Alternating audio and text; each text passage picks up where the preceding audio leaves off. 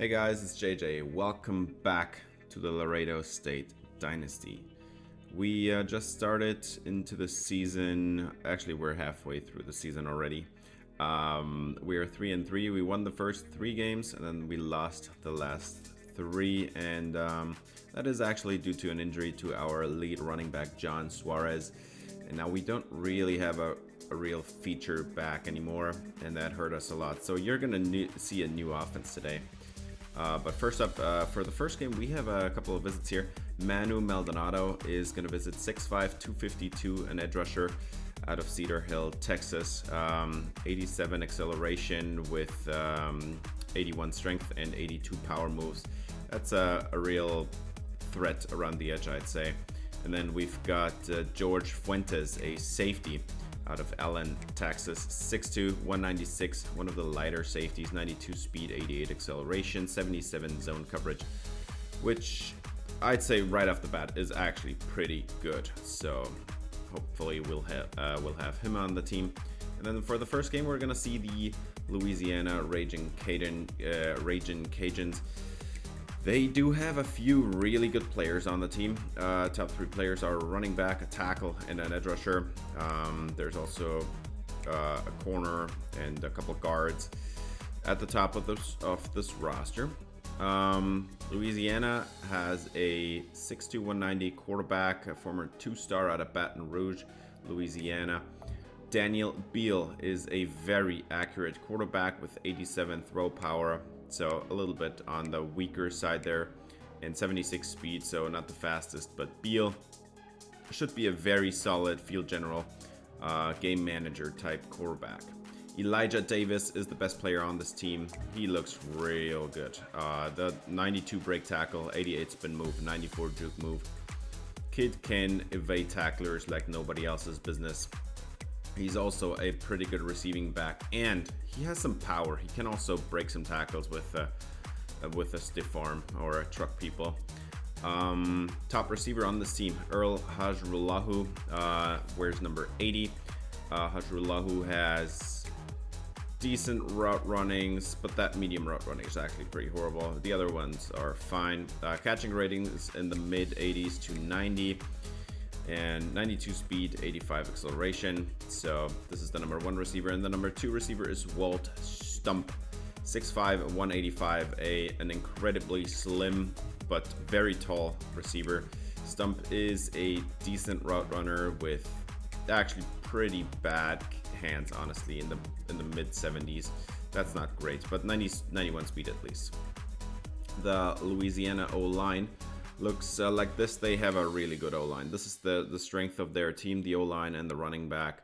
They honestly only have one real weakness on this team, on the O-line, and that's the center, 76 overall, but the rest of the team looks really good. For the defense, they do miss their top edge rusher. Ashley Williams is out with a knee cartilage tear. He's going to be out for 1 more week, so it's going to be back next week, but he's not going to play in this one. The top edge rusher on this team is now Malachi Beatty, 6'2", 255, out of Lafayette. So the hometown kid, 85 finesse moves, 88 power moves. Even though he's just the second best edge rusher, you got to be real scared of this kid, man. With those finesse and power move ratings, the block shedding's not that great, but a very intriguing edge rusher. And then they've got an 81 overall outside linebacker here, a pass coverage dude in Priest Ash. Priest Ash is at 74 zone coverage as a pass coverage archetype linebacker. That's actually not great. He only has 72 block shedding as well, and only 84 speed. So he's a solid athlete, but that's it. He's not a great pass coverage linebacker, not a great run stopper. And that's the best linebacker they have. So imagine what the rest is going to look like. Top corner on this team actually looks really good. Ross Johnson, very good in man coverage. 79 zone is actually pretty good as well. At least in the Sun Belt, you wouldn't say that about an SEC corner. And then Ben Carney is the number 2 corner on this team, 5'9", 179, former 3-star. 83 man coverage, really good, 88 catching, but that 65 zone coverage, that is That is not just bad. That is actually abysmal. That's absolutely awful. The only good thing about this is he's a really speedy corner. He's got the speed to make up. Now, in the first meetup we had with the Raging Cajuns, we did lose by 2 scores, I think. It wasn't a particularly close game, but we're gonna try our best to win at least this one, and let's see how we can do that. We're gonna start on offense. Wayne Estrada, so far in 6 games, only 3 touchdowns and 1 interception.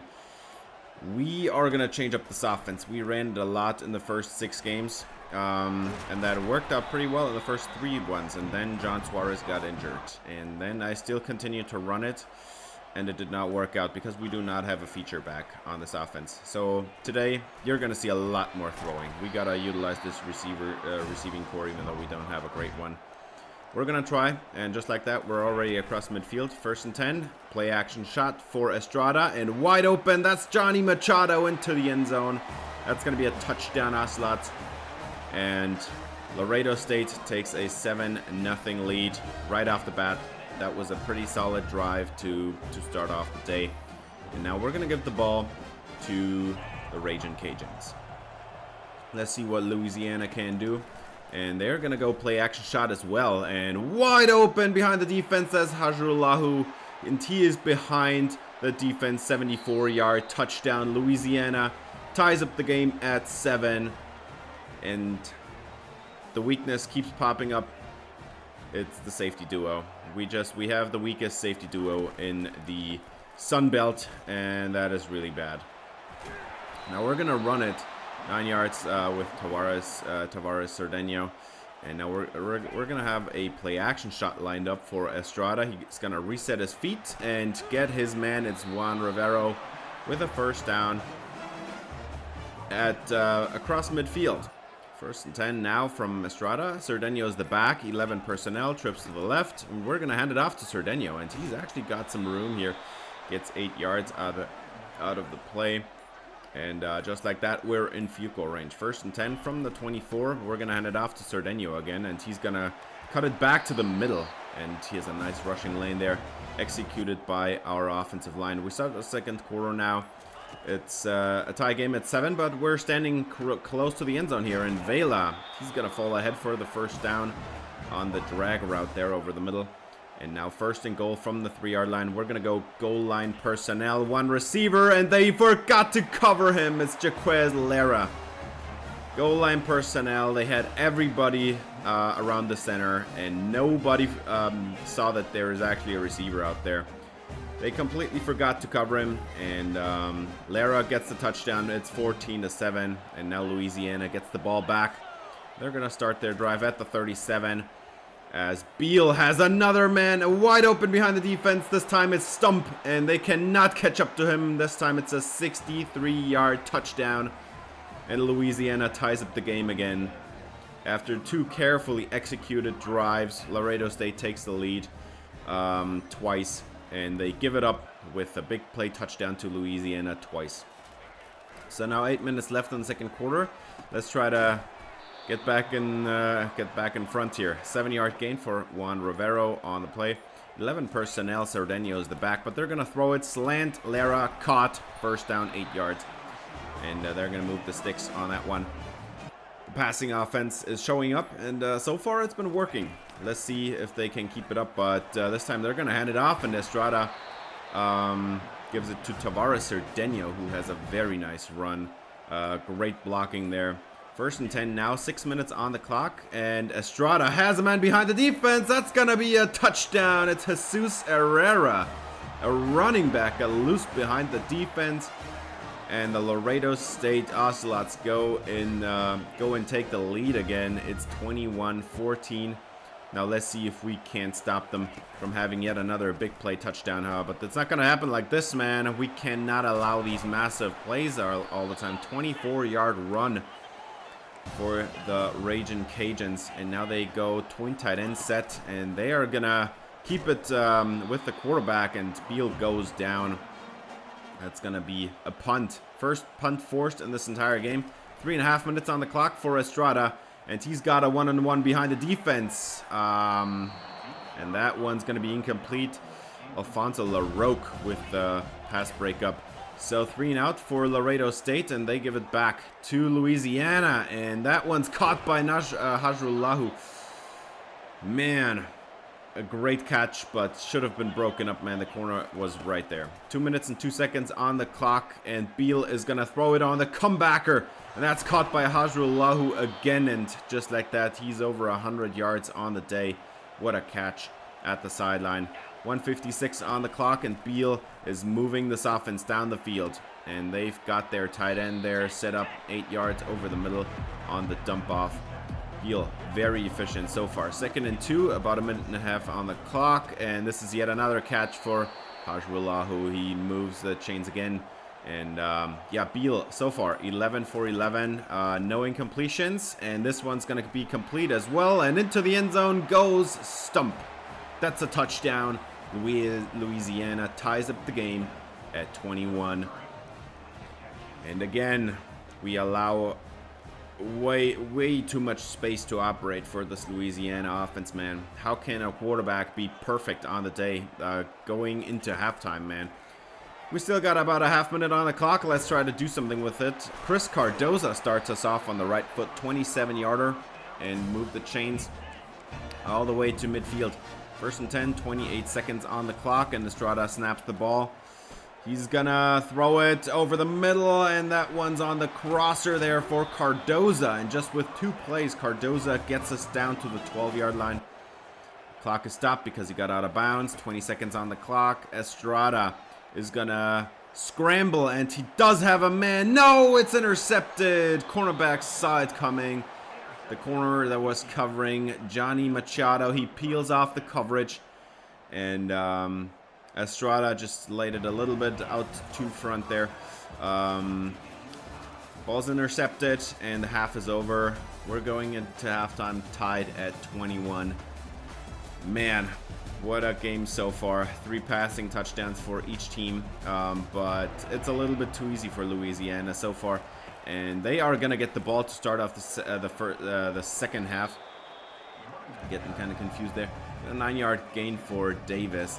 3rd and inches. And they're just going to hand it off again. Wide open running lane. That's too easy. 12 yards on the run. If you're going to allow 12-yard runs all the time, you're not going to win this game there. 3rd and 7 now for Beal. He's going to motion out Davis, so he's going to throw it. And Beal is going to scramble and go down. And that's Eric Vasquez in the backfield. They finally take down the quarterback. 4th down, and they have to punt it away. No field goal range for Louisiana this time. And Laredo State's back deep to get this one, but it's a sky kick. And Johnny Machado touched it, and they turn it over to Louisiana. What are you doing? Are you kidding me? What is up with this team, man? Louisiana gets the ball back, and this time in much better field position than they had before the punt. And now they're in field goal range. 2nd and 12 coming up now for Beal. Davis is the back, but they're going to have pressure up the middle there. They send 2, but dropped out an edge rusher into coverage. And right into the blitz. That's a completion for Beal. 3rd and 7, and Beal is going to hand it off to Davis, and he's got nowhere to go. He got tangled up there with Eric Vasquez. So 4th and 9, and Louisiana is going to take the field goal, make this a 24-21 game. And as far as damage control goes, I think this is as good as we could have hoped for as Laredo State. Still a 3-point game. We can still win this, but we've got to get it together here. Rivero gets the catch, 8 yards on the dump off over the middle. 2nd and 2 now, and Estrada has 3 tight ends on the field, and they're going to have a play action shot here, and wide open. That's going to be caught at the sideline. Juan Rivero again. 16-21. About 2.5 minutes left in this 3rd quarter, and Estrada has a clean pocket for now, but he's going down eventually. Nothing was open. Everything was covered up, and that was a pretty bad sack. But they do get into a favorable 3rd down spot, and that one should have been intercepted and returned for a pick 6. That was very lucky. Laredo State should just run the ball and given it up. 2nd and 12 after the punt, and they get an 8-yard completion there to the tight end, Caden Jensen. And now they go empty backfield, trips to the right, twins to the left. 3rd and 4, and Beal just about got it away, but it's thrown out of bounds. 4th down. They cannot get a first down here. And Laredo State gets the ball back after another sky punt that this time, thankfully, was not muffed. We get an 8-yard gain to Tavares Cerdeno. 1st and 10. Cerdeno still the back, but this time we're going to throw it to the sideline. That's Jaquez Lara, and he's got at least 8 yards. 2nd and 2 coming up. Should be able to convert that one. And Estrada has completed 100 passes on the season, which actually is a pretty late point to complete 100 passes. 3rd and 9. Estrada is going to get it away and wide open at the sideline. That's Jaquez Lara again. And Estrada so far pretty efficient. 3rd and 12 now coming up after a couple bad runs. Estrada is going to try to scramble away, and he does try to turn it upfield, but there's just nothing there. At least he gets some yardage back. He gains a yard on the play. 4th and 11. We're going to go for this field goal. And it is no good. It's wide left. Pain. Still a 3-point game, and Louisiana's got the ball. If they get down the field, we're going to have a problem. But down goes the quarterback. It's a 3-and-out.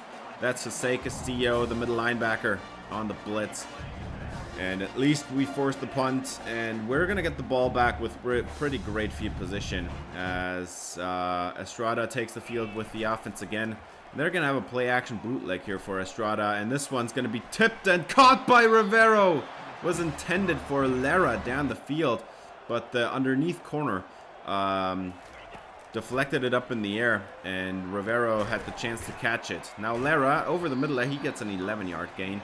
There's 5 minutes left in this game, now 4 minutes, and we're closing in on the end zone. We're in field goal range now and in the red zone, and this one's caught by Lara again. Yet another first down. 2nd and goal now from the 3, and Lara is wide open, but he didn't see it. He looked back across the middle, and now he's just gonna run it in himself. Touchdown, Laredo State. We're gonna take the lead here as Lara initially looked to be covered up pretty well. The cornerback had outside leverage, so he looked across the middle there, was under pressure pretty soon, and then just decided, since nobody's gonna catch him, run it in himself. Estrada gets a rushing touchdown in this game, so that's 4 touchdowns for him on the day. And now we give the ball back to Louisiana with 3 minutes on the clock, 2.5 minutes left here on this play, and Davis has a wide open running lane. Gotta play better run defense, man. This linebacking core looking pretty bad so far. 1st and 10, and Beal is gonna throw it, and this one's intercepted. It's Brian Alonso, the top corner on this team. He takes it away. And finally, a good play from this defense. We can shut up this Louisiana offense now, and hopefully run out the clock on this game, man. 3rd and 2. And we're going to motion across a tight end. And now run this one up the middle. And Vasquez tries to fall ahead, but 4th and inches. Can't take the field goal, but we're just going to go for it here. Goal line personnel. 3 tight ends on the field. Hand it up. Hand it off, and this is not going to be good enough. It's a turnover on downs. We could have ran out the clock with 1 first down there, but at least they have to start in their own red zone. So let's try to end this game. 9-yard gain for Louisiana, and that's going to be a very easy 2nd and 1 to convert. But now it's 3rd and 1, and they go empty backfield. Let's see what Beal can do. This one's going to be broken up, man. Great position by the corner. I think that was Cardoza there. 4th and 1, they got to go for it. They throw again, and this one is going to be complete. First down, Louisiana. The Raging Cajuns moving the sticks is Hajrulahu there on the catch. 2nd and 10, and Beal is pressured and sacked. That's going to be no good. I think that was Sanchez and Leyva on the sack. 3rd and 19, and Beal is getting pressured. No, he's not. Clean pocket all the way, and he throws it away at the end, just as Valdez was about to sack him. 4th and 19 after that sack and throwaway. You got to have this one. And Beal is going to throw it up one-on-one down the field. Cornerbacks knock it away. Thank God. Santiago Rodriguez was right there. And that's a turnover on downs, and it wins the game for Laredo State. Kick a field goal at the end there. 31-24.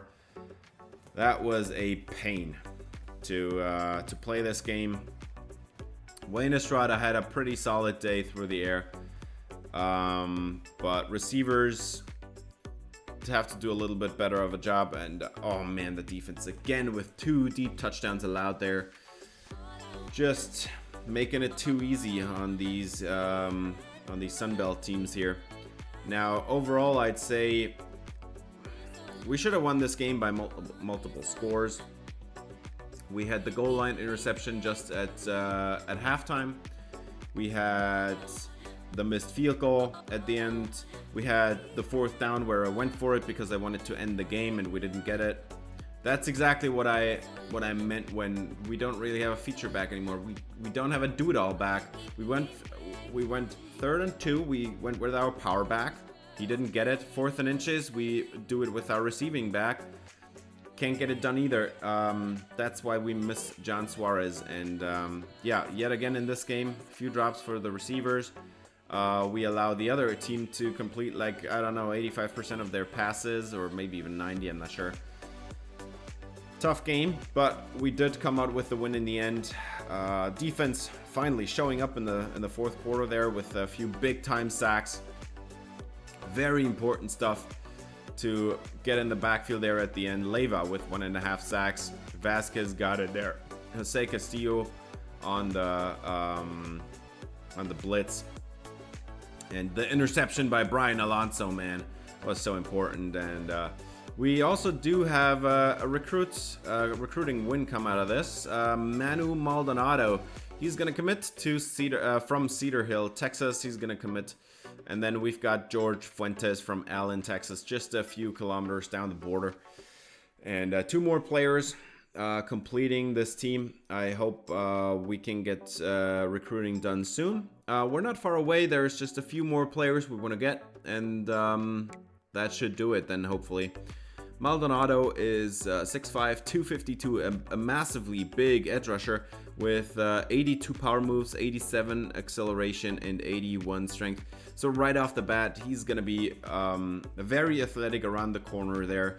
Can, I think, probably bulldoze pretty well and then flatten the angle to the quarterback. And then we've got George Fuentes, also 6'2", 196 with good athleticism, a lot better athleticism than we have so far on this safety duo, man. After last episode, I benched both safeties. We have a new safety duo, but it's still, they're not fast, and it's still not looking good. Our safety room looks pretty bad. Now, this next game is going to be against Texas State, and they look like one of the best teams in the conference, just like last year. And there's some history. We played them last year when they were ranked, and we won it, even though we were definitely the weaker team. And then after that, they were not ranked anymore, and they were leading the conference at the time. And then after that, they, I don't think they even made it to the conference game, if I remember this correctly, but we're going to face them again this year, and again this year, they're looking great. PJ Hatter, the quarterback, he looks sharp as ever. We played him last year, he looked pretty solid. They are missing their top running back, but the backup, Nick Ball, he doesn't look as good. 6'1", 229, so it looks more like a power back type, 3-star player out of Amarillo, Texas. And even though he's a power back, he only has 78 stiff arm. He's not a great pass catcher at all. He does have a little bit of elusiveness to his game, but he's just not fast. So just a decent running back, nothing special. Top receiver on this team is Tim Longo, 6'5", 190. Very slim dude.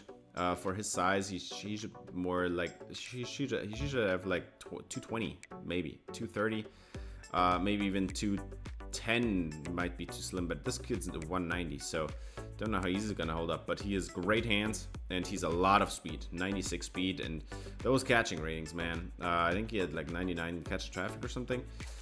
Top receiver looks really good. Number 2 receiver, Finau Bua. Very good route runner, not as good hands, and definitely not the same type of athlete, although he still does have some good long speed, but it just takes him a while to get there with that 85 acceleration. And then Kylan Evans, 6'2", 195 out of McKinney, Texas. That's the number 3 receiver on this team. Kylan Evans is a very solid route runner. He has good hands. Everything's in the high 80s at least, and very good elusiveness with 90 speed. So this Texas State team has a very good receiving core. This dude looks like a good tight end. J.D. Darnold, an 83 overall tight end. Right? Wrong. He's a pure blocker because his hands are 69 catching, 67 spec catch, and even the catch in traffic at 84 or something. That's not gonna make it up. And then he has only 67 speed, so not too scared about the tight end, but this team looks real sharp on the offense, and this one is actually aided as well by the fact that this O-line looks spectacularly good for the Sun Belt. 84 left tackle, 85 left guard, 85 center. They're gonna miss their right guard, so at right guard it's only gonna be an 80 overall player. At right tackle, an 82. So that's still one of the best O-lines in the conference. Top edge rusher is Jolason Landry, 6'3", 240 out of Houston, Texas. Landry is a 3-star player with great finesse moves and great power moves. Very capable edge rusher, but only 65 block shedding, so not a great run defender. Crazy good athlete. He's gonna do some things, but he looks like a pure pass rusher. And then they're gonna miss their other edge rusher here, Darius Carman, out with a dislocated hip for 2 more weeks. So only one good edge rusher. They got us a couple solid defensive tackles, so the D-line still looks very solid even without their number 2 edge rusher. But and then they've got a linebacker here in Talia Hu, which this dude looks a little bit scary. The run stopping is very good. The coverage is decent. So a very intriguing player, decent athlete, decent coverage, good run stopper. The other linebacker on this team is Alfonso Coxey, 6'2", 237. And Coxey is a mediocre run stopper at best. A great coverage linebacker with a lot of speed, but run stopping is not his style. And then the corner, Ladarius Knight, they're going to miss their top guy, dislocated ankle, out for 3 more weeks. This would have helped them a lot. And without him, I think we have an opening to win this game because the rest of the secondary doesn't look as great. Cole Steinbach, 6'2", 176 out of Austin, Texas. Former 3-star recruit. He's a man-to-man corner. 84 man, 83 press, 88 catching, but that 70 zone coverage looks abysmal. And then he has only 89 speed, so this is kind of the worst that you could hope for. If you're not a great athlete, you would at least need to be a good zone cover corner, but he's neither, so that's not going to help him because every team runs at least 50% zone, usually 60 to 70. And this dude, Tice Williams, he actually looks like a decent corner, but again, only 88 speed, so he actually can cover in zone, but the secondary doesn't look too great. Now, let's go into this game here with a little bit of hope. Texas State is definitely the favorite. They are looking very sharp so far this season, but we have an opportunity here. The secondary doesn't look too sharp. They're missing their top corner, and the rest of the secondary is not too fast. So we should have a shot at maybe completing a couple deep shots or something. And let's try to get this passing offense on the road here. Estrada right off the bat, incomplete. 4th down, 3 and out for the Laredo State Ocelots, and that's good field position now for Texas State. So offense not looking good so far, but yeah, we're gonna have a run here with Jimmy Costanzo up the middle. That's a good run. 3rd and 5 now for Texas State, and wide open at the sideline, PJ Hatter. We faced him last year. He looked pretty good. 3rd and goal now from the 3-yard line, and Hatter is gonna go down. He tried to scramble, but he scrambled the wrong way. That's a sack, And Laredo State is getting off the field here. 4th and goal. And Texas State has to take the field goal here from the hash. And this one's no good. They don't get any points out of this drive. They went down the field in absolutely no time and don't get any points out of it. So damage control is done, and now Estrada has his chance. 9 yards to Juan Rivera to start off this drive at least. First completion on the game for Estrada. 3rd and 7 coming up now, and this one's going to be tough as they are going to complete it to Vela, who turns it upfield 13 yards on the out route.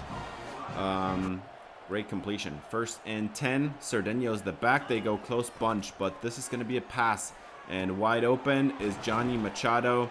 That's going to be a 9-yard completion. 2nd and inches. Coming up right here, they go trips to the left, isolated receiver right. That's Johnny Machado. Get it away over the middle, and Vela makes the catch. But Estrada is down, so he's going to come out of the game for a snap. But then he is being put back in, so Gutierrez handled one pass there, but Estrada is back in the game, and he's got the catch at the sideline. A very nice catch by Jaquez Lara. 2nd and 1 coming up now. Cerdeño's the back, but they're going to pass it again, and Estrada is going to throw it on the in route. Johnny Machado. 9-yard gain down inside the 5-yard line. And this is a scoring threat now, as Estrada is going to have an RPO set up here. He throws a slant. It's a touchdown, Lara. He's got it. He has already proven last season that he is a great red zone threat, even though he's only 5'8". And he's showing it off here again. It's not the most reliable receiver you'll ever see, but when it comes to the red zone, man, this kid is gold.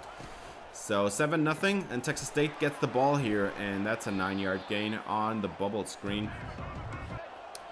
We start the second quarter now, and Texas State is gonna have a pass lined up here, and Hatter is going down again. Ball falls incomplete. It's Sanchez in the backfield. 4th down, and they have to punt it away. 3rd and 10 now for Estrada, and they're just gonna set up the slip screen here. And Cerdeño, what a move to the outside, and he's got some space there, runs it down the sideline. 10-5, taken down at the 4-yard line. Tavares Cerdeño. What a play on the slip screen there. He was headed for disaster there. Linebacker wide open in his face, man. And then just look at the move he makes to the outside there. Gets a block thrown and runs it down the sideline. 3rd and goal from the 4-yard line. Estrada, that should have been picked. Tried to throw it to Lara again on the slant, but didn't work out. 4th and goal, and somebody jumped, so they get the free play. They're just going to take it, and that's a touchdown. Laredo State with the score, and that one's going to be declined, obviously. This is a touchdown, and now it's a 14-0 game, so let's see if Texas State can respond here and cut the lead in half. Not like this, though. It's Valdez in the backfield, and PJ Hatter goes down with a massive loss. 3rd and 14 is a pretty tough down to overcome, but they're going to try.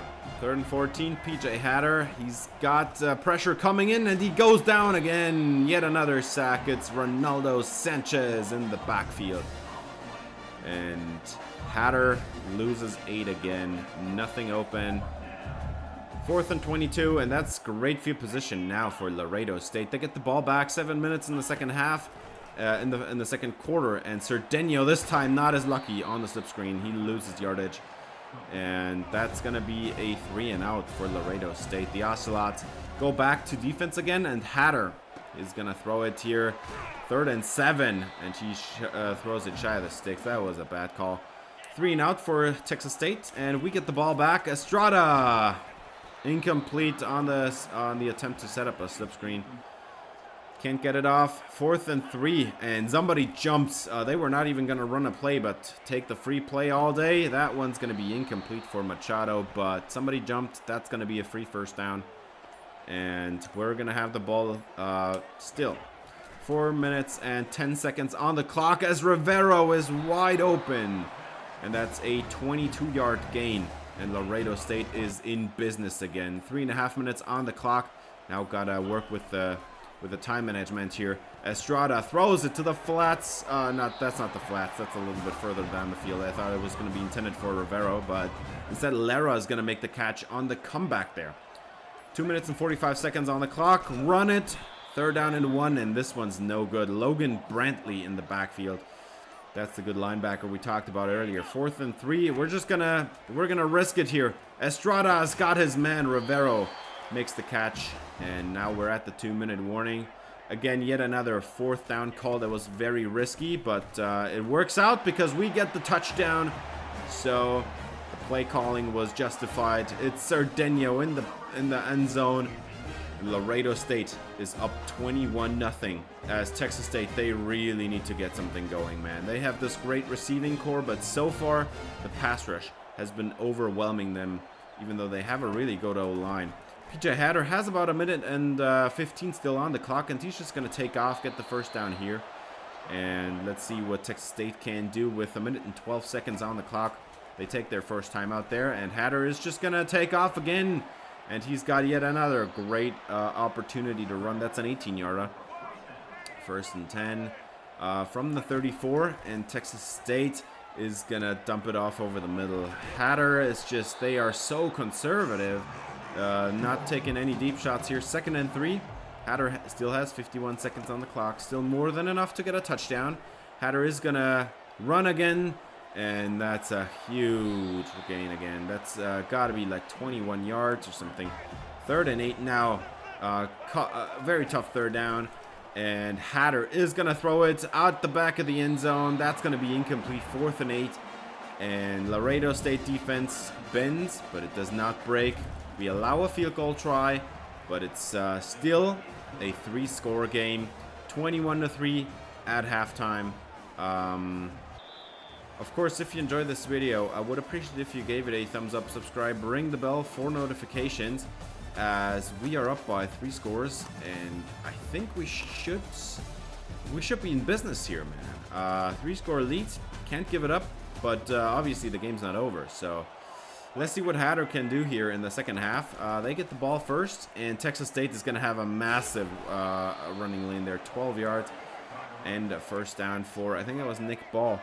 1st and 10 from the 32, and they're going to hand it off again, and that's yet another massive gain, 9 yards. This is a little bit too easy. Run defense needs to show up now. They crossed midfield, 3rd and 3 now, and Hatter is going to throw it to the sideline, and this one's going to be knocked away, or I guess dropped, honestly. Not knocked away, but dropped by the receiver. Triple coverage. That was a pretty tough one to bring in, but he had it in his hands, so that's a punt for Texas State, and Cerdeno gets the ball to open the drive there. Get a nice 7-yard gain, and now they're going to hand it off to Herrera, and that's not the greatest juke move, but it is going to be a 1st down.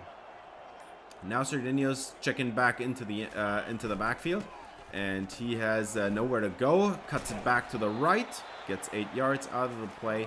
That's a solid run. Now a couple downs later, it's 3rd and 8, and Estrada, this is the edge of field goal range. You gotta have this one, and Cardoza is just wide open there. Get the 1st down, a little bit vertical there. 1st and 10 now, and they are gonna go trips to the right. Isolated receiver left is Lara, and on the corner, it's a touchdown. Laredo State goes up 28-3, and this is Chris Cardoza. Oh my God. What's happening to this Texas State team, man? It's a 4-score game now, and they have only put 3 points on the board. Now they're going to throw it there to Nick Ball, the running back. He gets a 1st down out of the play. But this is the exact situation from the 28-3 Super Bowl. We're at the end of the 3rd quarter, and Texas State would have had still a shot to win this game, but they fumble it away. As I think that was Ronaldo Sanchez who forced the fumble there on Texas State, and we get the ball back with great field position. 3rd and 6 now, and if this is a touchdown, I think the game is over. And wide open was Vela on the out route, but he didn't check for the ball, and it drops incomplete. 4th down. We're just gonna take the points here, 31-3. No time to risk a 28-3 comeback here in this game, so let's just make it a 31-3 and make this a full 4-touchdown game. 2nd and 1, and Texas State is gonna have a 3rd and 1 here to start the 4th quarter, and this one's, man, you gotta pick it off. Oh, you gotta pick that one off. He was standing right there. The 85 speed safety, man. Oh, Jesus. But we're just gonna jump ahead to the end there. That was a great chance for an interception. We don't get it. We do get a touchdown later, but we are going to win this game handedly. I do not know where Texas State went. Their offense didn't show up at all. This should have been a shootout, but they didn't show up. So we're going to take a look at the stats now. Estrada threw it 46 times in this game. That's actually not what I intended, but we got ourselves into some tough 3rd downs in the game, and yeah, I hate throwing it on 3rd down, and if it's more than 3rd and 3, you kind of have to throw it, and the longer the 3rd down, the tougher it is to complete it. So that's why the completion percentage for Estrada was so bad. Also, obviously, drops, man. 5 drops in this game for the receiving core.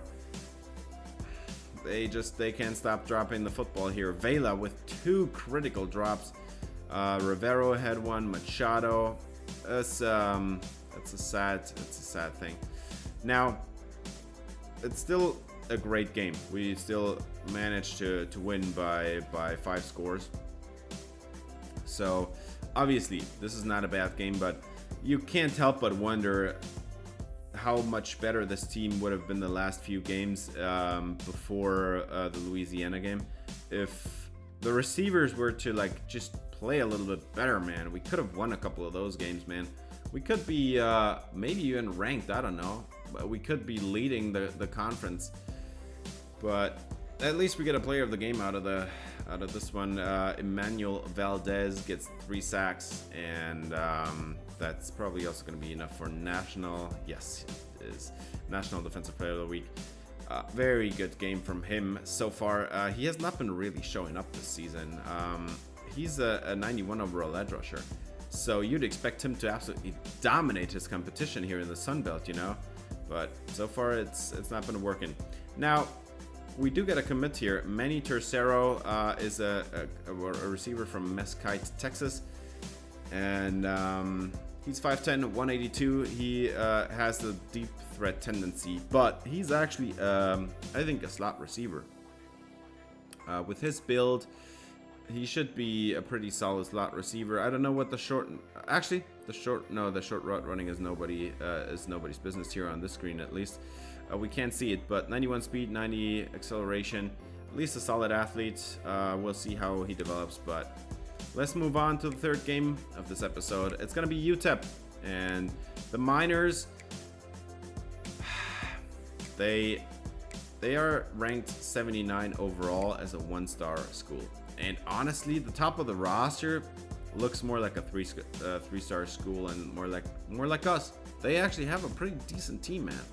Top quarterback is Jeff Tracy, 6'4", 238, a massive dude who is not the most accurate you'll ever see, but the short and deep accuracy certainly are good enough. He has only 84 throw power though. Kid can run, 83 speed, 90 XL. That's pretty good for a quarterback, especially at that size, man. And then we have Silas Couch. He's a running back with decent juke and spin move and break tackle. He can catch the football a little bit, and he actually does have a little bit of power. So it's not like he is like 58 trucking or something, or stiff arm. But definitely a running back that can break some tackles. Top receiver on this team is Devin Claxton, and Claxton is a decent route runner down the field, and not so much in the shorter parts of the field. He has great hands though, and definitely can juke out some people or spin out some people. He has 94 speed, 93 acceleration, looks real sharp.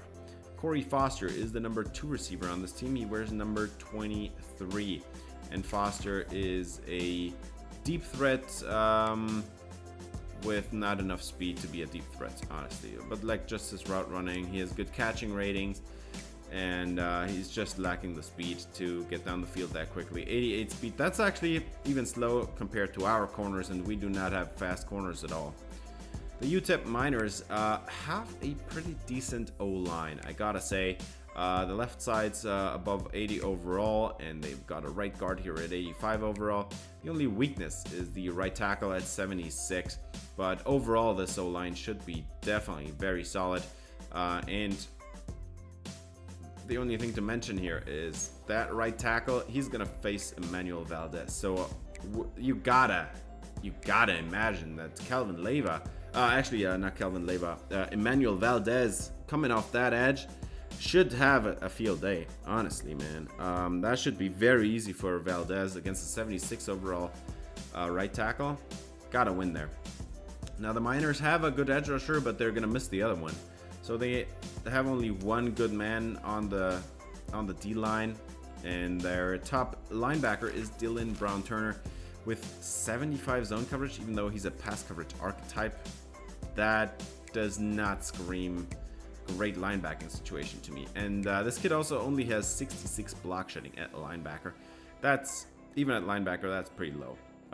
So this front seven is not great. Giovanni Barnes is the top corner on this team, 82 man, 76 press, 90 catching, 73 zone. So yet again, they have a man cover corner that can't cover zone and does not have a lot of speed. That's a bad combination, man. Nate Wire is the other corner, 5'10", 187. Wire, again, man cover corner, 81 man, 71 press. And the zone coverage is lagging behind for him as well, 71 zone coverage. And again, well, actually 95 speed is pretty good, but he takes a while to get there. Only 84 XL. That's not great. So far we played them once and we lost, and we should have won. There was no way around it. We should have won that game, but we did lose it, and can't do anything about that now, except win this game. We're 3. Hang on, 4 and 2. We're 4 and 2 in conference. If we win this one, I think we will be tied up with Texas State. So we have a chance to still compete for the conference if we win this game. But if we lose, I think we're out of it. So this is a must-win game as well. We just beat the leader in the division, so we still have a chance to make it to the championship, but we still need to win. And Lara, he starts us off with a nice 8-yard reception. So far for the matchup, I'd say we match up pretty well. They have a decent quarterback, as we have to punt it away there because we didn't get the first down there. UTEP gets the ball, 3rd and 9. And this one's going to be shy of the sticks as well, so they go 3 and out immediately as well. As I was saying, they do have a couple of good receivers, which should be a problem for our corners, but overall the matchup should be in our favor because they have a weakness on the O-line at right tackle that we should win by far, as we punt it away again there. Can't get that first down either. Still a tie game at 0, and Leyva gets a sack just because Sanchez couldn't get him down. That matchup should be won easily by Valdez. And then for the defense, they do not have a front 7 at all. They have a very weak front 7 and no speed in the secondary. So this should be a very good matchup for us. And Leyva gets yet another sack. What is happening to this O-line? It's the left tackle giving it up here. That is kind of surprising to me because he's one of the better players on the team, man. And we get the ball back now with great field position. First time we're going to enter opposing territory here, or anybody's going to enter opposing territory. Laredo State gets the first down there at the 43, and Estrada has a blitz coming in, but he throws it right into the blitz, man. It was a zone blitz there, throwing in the slot corner and the middle linebacker. 2nd and 7 now at the edge of field goal range. Estrada is going to have a catch by Juan Rivero, the tight end, and he's got the first down there. 2 minutes left in the first quarter, and the first real scoring threat now. Estrada, corner route, wide open, touchdown, Juan Rivero. And Laredo State gets the lead 7-0 after a tough start for both offenses. A few punts traded back and forth, but now Laredo State takes the lead, and UTEP's got to do something about it as the quarterback is yet again under pressure, and he does throw it to the right man. He gets the first down. That's Corey Foster, number 23, the number 2 receiver on this team. 2nd and 10, and they're going to set up the slip screen to the running back, and this one's not going to be getting the first down quite yet, but 3rd and 2 is converted down later. Now 1st and 10, a few downs later, and they're going to throw it on a play-action shot, and wide open is the pocket, and a receiver down the field that was pretty great throw there by Jeff Tracy. Throws it right where only his receiver can get it, and he's knocked out of bounds by Rodriguez. 2nd and goal, and they're just going to run it in. Touchdown, UTEP. It's the Miners with the score, and Jeff Tracy got the touchdown this time. It's a tie game at 7, and we have about 8.5 minutes left in the 2nd quarter. Cerdeño's the back on this play. 2 tight ends on the field, and they're just going to hand it off to Cerdeño. And there is a nice running lane going to open up there for him. That's a 9-yard gain, and let's see what this offense can do. 3rd and inches at around midfield, and Vasquez is just going to get the first down here easily. That's an 8-yard gain. Move the chains. Nice play. Nice execution. 1st and 10, Cerdeño's the back, 2 tight ends on the field, double twin set, and this is a Cerdeño run for 9 yards. They're going to move the chains again, and there's 4.5 minutes left only. Now it's 2.5. They're running a lot of clock here. They get the field goal. This is a lead at halftime without any time left for them, as we got a massive completion to Johnny Machado at the sideline there. 2nd and goal for Estrada, double tight end set, and that's going to be into the end zone. Touchdown, Laredo State. But remember one thing, they scored a little bit too quickly, so UTEP's going to get the ball back with 1:15 on the clock. That's a lot of time in college football, and 3 timeouts as well. So they still have a chance to tie up this game, but not like this. Cardoza picks it off. Manu Cardoza with the interception, and he returns it down to the 9-yard line.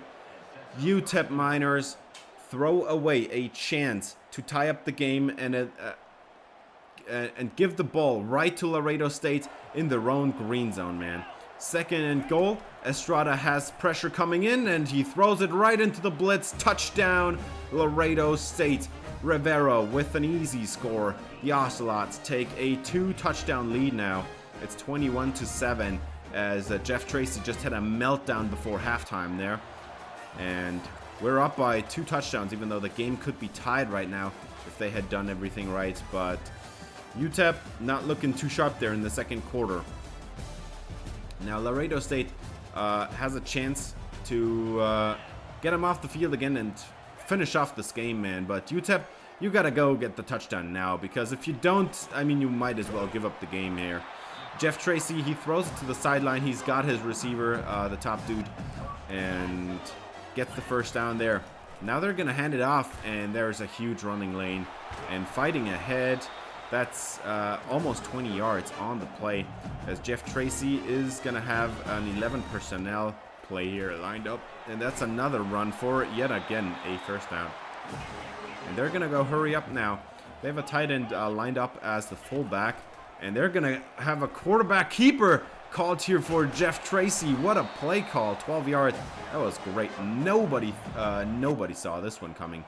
1st and 10. Jeff Tracy handed off again, and again a wide open running lane. Perfect blocking down the sideline is UTEP, and that's Silas Couch.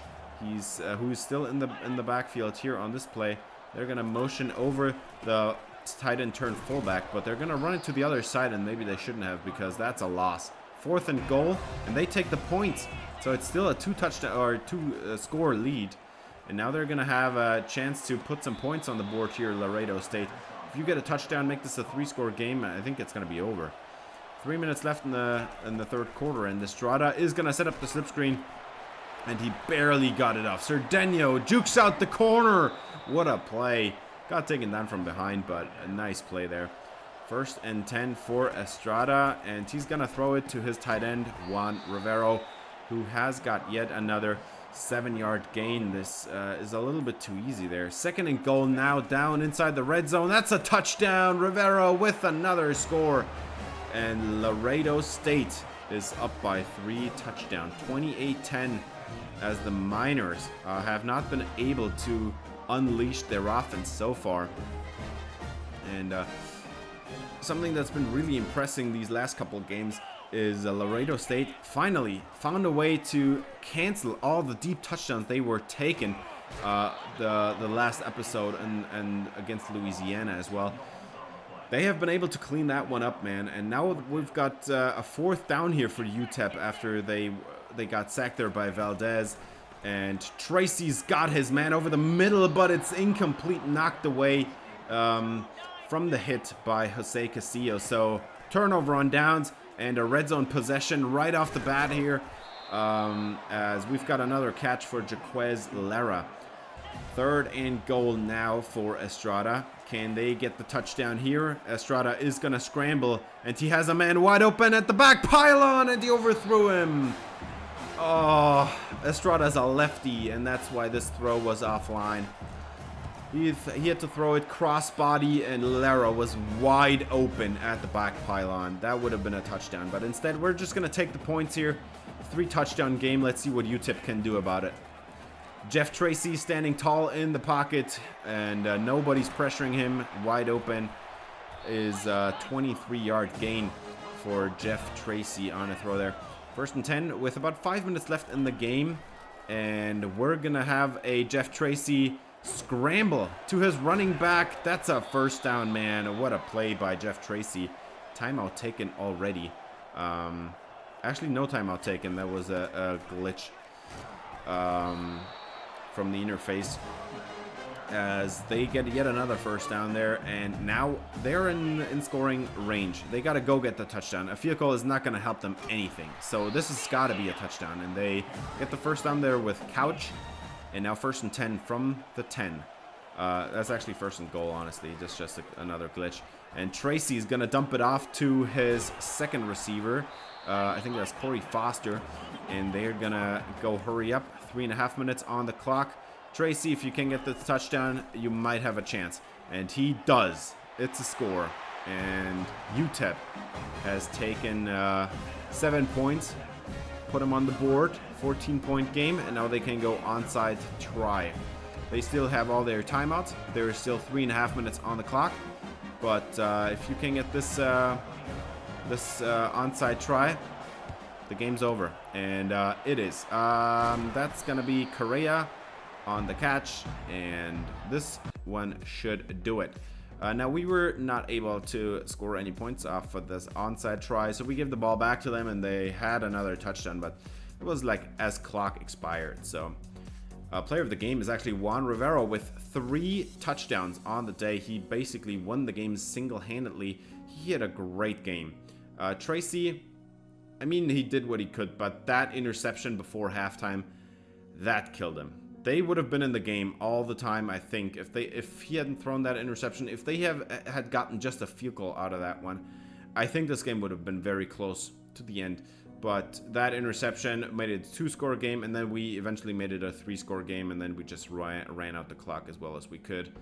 They had a very good run game going too. So if they had been in this game in the second half, they could have just kept running the football and working the way down the field with the run game. And instead, they gave it up. They had to give it up because they were down by 3 scores. Now, we had, yet again, 2 drops there by Johnny Machado. 1 drop by Vela, 1 drop by Rivero. It keeps happening. We keep having these 4, 5, 6 drop games. Our receiving unit is just in shambles. And I hope that next year this is going to change. Now, we do get a 3-sack game here by Kelvin Leyva, which to me is kind of unexpected. I thought Valdez was going to have the great game, but instead, Kelvin Leyva shows off. He gets 3 sacks in this game. Man, Leyva is something else. He's leading the team in sacks so far. And I think he's at double digit already. I think he's at 13 sacks now or something. Maybe 14. I'm not sure, but he's been having a great season, and I think he has a chance to win an award at the end of the year. If he continues, if he keeps up this pace through the last 3 games, we should have a shot. And now, as you can see, we are actually tied for the lead in the Western Division. It looks like in the East, Kentucky has already won it. But in the West, it's still wide open. And I think there are still 5 teams that can still do it. Louisiana should be still in this as well. UTEP is 4-2. They still have a shot at this as well, I think. Texas State, Laredo State, and Sam Houston, all of them 5-2. We have a game against Baylor to start off the next episode. But then we have 2 more games in conference. UTSA and Rice, I think. I think it was Rice, yeah. Because I think we already played Sam Houston and we lost to them last time around. But we have a shot to win this division still. And play in the conference championship game. And this is what we're going to do next episode. So that's going to do it for this one. Thanks for watching. If you enjoyed, please leave a like and subscribe for more Laredo State Dynasty. See you in the next episode. Until then, have a great day.